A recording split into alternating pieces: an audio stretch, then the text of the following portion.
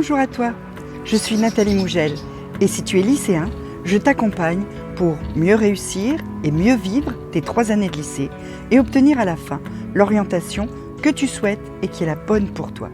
Pour ça, il y a les vidéos, mais il y a aussi les mails et surtout Instagram. Tu as le lien dans la description. On y va ? La vie d'étudiant. Ça fait rêver beaucoup d'adultes, la vie d'étudiant. Et pourtant, quand tu es étudiant, parfois tu as des vraies galères.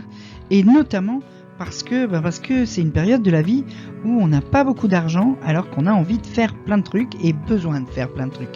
Alors comment vivre une vie d'étudiant avec un budget serré ? C'est de ça qu'on s'occupe aujourd'hui. Tu es étudiant et tu as un budget serré.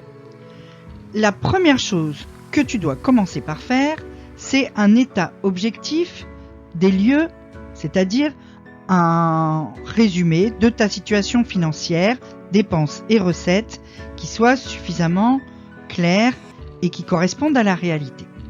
Donc, tu vas commencer par additionner tout ce qui sont les incontournables que tu dois payer tous les mois. Ton loyer, ton eau, ton électricité, ton abonnement internet, ton abonnement de téléphone.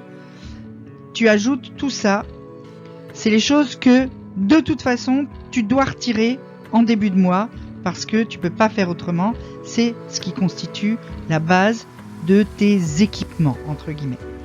Tu prends tes recettes totales et tu soustrais cette somme-là à tes recettes totales. Tu vas obtenir ce qui te reste pour manger, pour acheter des bouquins, pour faire du sport, pour sortir avec tes amis, etc. Alors maintenant que tu as ces incontournables qui ont été déduits de la somme dont tu disposes, eh bien la somme qui te reste, celle que donc tu vas pouvoir affecter à nourriture, études, sport, loisirs, tu vas la diviser par 4 de façon à avoir une somme par semaine.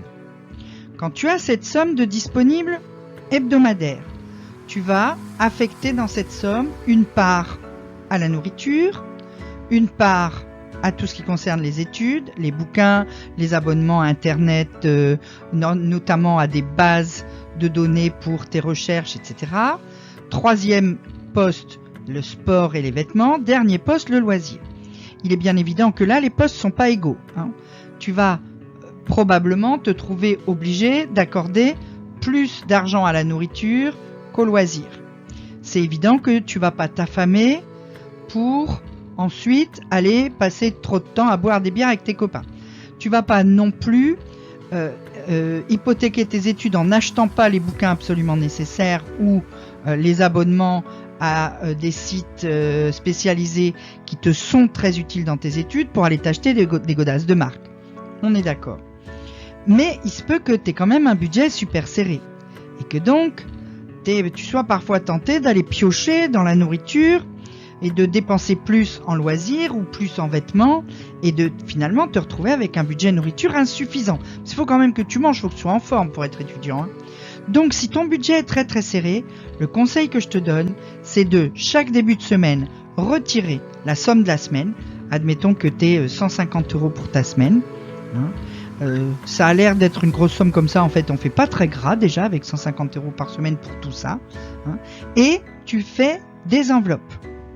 Tu as une enveloppe, tu sais que 100 € par semaine, tu as déjà 90 € de bouffe, eh ben, tu fais une enveloppe nourriture, tu mets dedans 90 €. Tu as 20 € de bouquins, tu mets 20 €. Tu as 20 € de sport, tu mets 20 € dans une autre dernière enveloppe, et il doit rester 20 €, 20 € pour tes loisirs. Voilà. Et tu vas pas piocher dans les bifetons de l'enveloppe nourriture pour aller te payer des bières avec tes copains. Quand tu as bu tes 20 € de bière, eh ben c'est terminé, tu sors plus de la semaine. Donc ça, c'est très important d'arriver à tenir et à garder à l'esprit ce qui est absolument nécessaire et ce qui ne l'est pas. Pour optimiser justement ce budget nourriture qui nous embête toujours bien parce qu'il est très important et qu'on aimerait bien faire autre chose avec notre argent, même si une fois qu'on est dans son assiette on est souvent content, c'est d'optimiser tes courses pour dépenser moins d'argent. Là-dedans, tout en ayant une nourriture correcte, un appartement qui soit propre, etc. Pour ça, pour optimiser tes courses, tu as plusieurs solutions. La première, c'est d'étudier les dépliants de promo de la supérette de ton quartier. Parce que généralement, quand on est étudiant, on va faire les courses dans son quartier. On va pas faire comme les mères de famille, aller avec son gros caddie au grand supermarché qui se trouve à 10 km de chez soi. Et chaque semaine, dans la supérette de ton quartier, il y a des promotions. Et ben, tu étudies ce dépliant et tu achètes les trucs en promo. Deuxième petit conseil, à chaque fois quand tu vas toujours dans la même supérette, à la caisse, tu as des bons de réduction.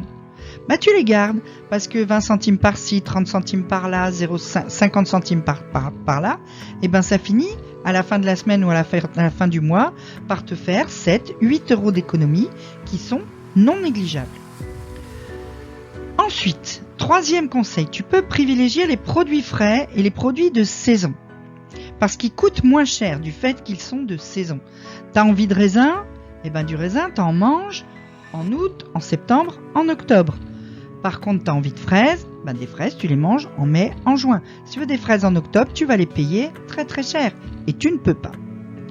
Ensuite, dans le même état d'esprit, tu peux remplacer la viande dans certains repas par des légumineuses qui sont pleines de protéines, qui t'apportent autant de protéines que la viande et qui coûtent beaucoup moins cher. Tout ce qui est haricots, lentilles, etc. Tu te fais, moi j'ai une recette tu vas voir, je vais te montrer mon livre de recettes pour étudiants. Dedans, tu as une recette de ce que moi j'ai appelé chili con nada, c'est-à-dire c'est comme du chili con carne, mais sans carne, sans viande. Hein. Des haricots, une boîte de tomates, un peu de riz, un délice, quelques épices, et tu as un repas complet. Ensuite, pour ce qui est des produits ménagers, etc., choisis plutôt des produits ménagers qui sont simples et qui sont multitâches. Au lieu d'avoir un produit pour l'évier en inox, un produit pour les vitres, un produit pour la vaisselle, un produit pour la salle de bain, un produit pour les grosses casseroles, tu achètes des berlingots de myrrhe, tu les rallonges avec de l'eau parce que le berlingot de myrrhe c'est du concentré et avec ça tu fais tout sauf la lessive. Tu peux tout nettoyer avec ça. Tu peux faire les sols, tu peux faire tes toilettes, tu peux tout nettoyer avec ça. Un berlingot de myrrhe, ça te coûte 1 euro. Donc ça, c'est une bonne solution aussi pour faire des économies.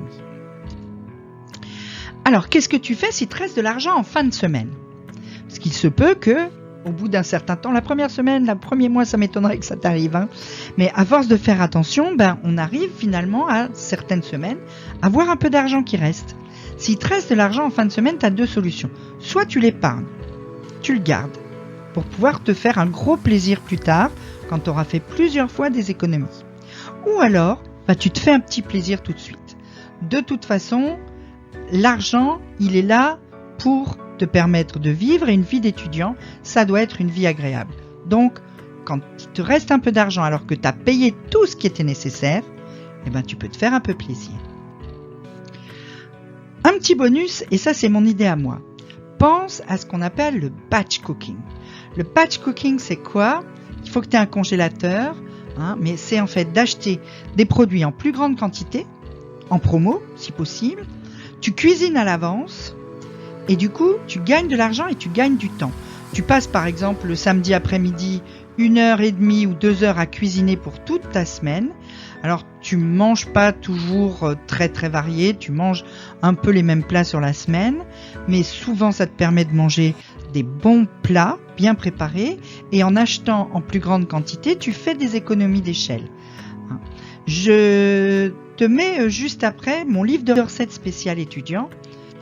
Le voilà, tu vas le trouver sur Amazon. Ça s'appelle donc le Meal Prep de Nat version spéciale étudiant. Dedans, je te donne tous les trucs pour faire tes courses, faire ta cuisine, bien stocker et plein de recettes pour arriver à bien manger en dépensant un minimum d'argent. Si tu as des questions là-dessus, tu peux me les poser en commentaire. Tu peux aussi cliquer sur le lien dans la description pour t'abonner à mes mails et surtout, tu peux me suivre sur Instagram. Je donne plein de tips de vie quotidienne, d'études, etc. En attendant, petit pouce bleu, petit abonnement, petite cloche. À très vite.